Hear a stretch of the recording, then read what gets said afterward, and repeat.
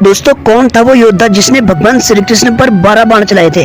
कहा जाता है जब महाभारत का युद्ध होने वाला था तो शकुनी मामा ने दुर्योधन से कहा था, अगर तुम्हें इस युद्ध को जीतना है तो तुम्हें सबसे पहले भगवान श्री कृष्ण को अपनी तरफ करना होगा।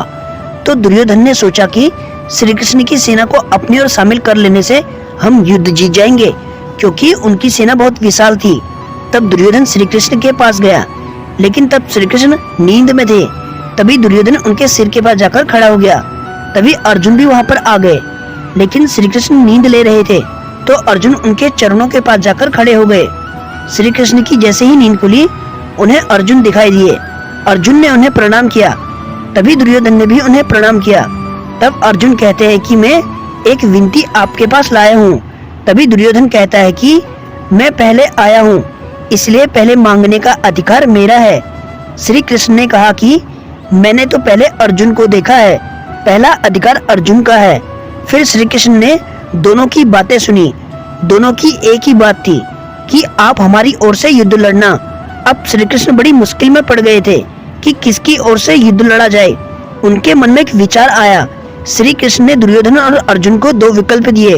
पहला विकल्प यह था कि वह भगवान श्री कृष्ण को चुने जो निहत्थे हैं, और दूसरा विकल्प यह था भगवान श्री कृष्ण की नारायणी सेना। अर्जुन ने भगवान श्री कृष्ण को चुना और दुर्योधन ने भगवान श्री कृष्ण की नारायणी सेना को चुना। लेकिन सवाल यह उठता है कि जब भगवान श्री कृष्ण निहत्थे थे तो उन पर 12 बाण किसने चलाए?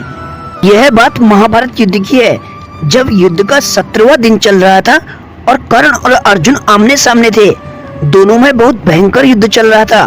दोनों एक दूसरे पर असीम शक्तियों का प्रयोग कर रहे थे। कर्ण और अर्जुन दोनों एक दूसरे को खत्म कर देना चाहते थे, क्योंकि दोनों के बीच में बचपन से ही प्रतिस्पर्धा थी, क्योंकि दोनों खुद को एक अच्छा योद्धा मानते थे।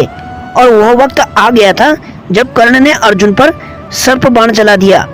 इस बाण को कर्ण ने अर्जुन पर चलाने के लिए बहुत सालों से अपने पास रखा था।